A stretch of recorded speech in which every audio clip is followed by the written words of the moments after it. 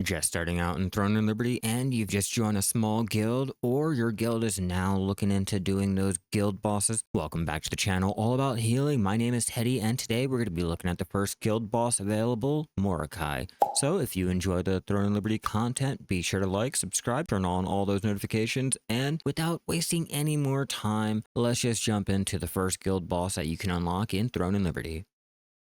First off, in order to do the boss, you first have to have a guild, and the guild has to be level 3. Next, you'll have to go to the guild hall. The guild hall is located in Venta Village. Once you're there, simply head over to the house icon and enter. Inside the guild hall, you can interact with the portal that has the options for all of the guild raids. In here, unfortunately, only the guild leader is able to change the options, but you can take a look at all the items that are dropped. As you can see, you can get the Morokai's Corrupt Sword, the Pitch Black Punishment Gloves, and the Abyssal Flame Necklace. There is a small chance that you might get the Prepared Adventurer Glint Amatoy, but be prepared for mainly one of the purples to drop.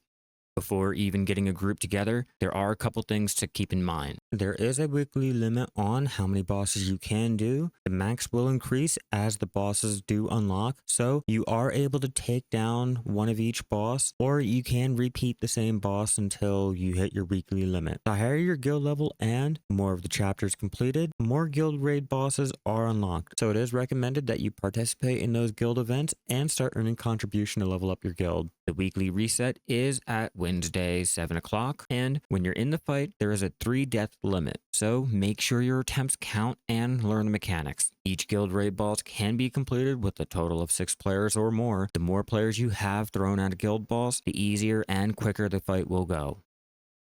Once all the preparations are ready and your guild is ready to go in, this fight is going to be extremely straightforward. If you guys have done the world boss or the rift boss version of this fight, the same rules will apply. As the fight starts, Morokai will randomly select 3 players to inflict an AoE damage to everyone around them. Make sure you run out of this field or you'll have to heal through it.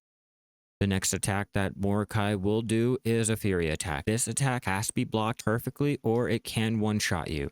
Morokai will throw an energy beam out that will bounce between randomly selected players, so make sure the whole entire raid is blocking just in case, and the beam should be thrown back at Morokai.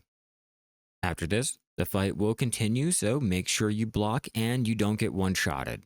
After Morokai's health hits 50%, the next mechanic will be thrown into this. This is phase 2. He will deal an AoE damage effect that will hit the whole entire party. To avoid this, you will have to run behind all the pillars. This attack will deal heavy damage for everyone that's hit, so make sure you do heavy heals. Every player must stand behind the pillar, which will activate and glow purple if everyone is standing there. For those who aren't, make sure you heal them up and continue the fight. The fight will continue back at phase 1 with phase 2 mechanics thrown in. Again, make sure everyone stands behind the pillars to avoid any extra heals and try to conserve your mana for those big heal moments. This fight should continue, and if your DPS numbers are good, it should be an easy fight.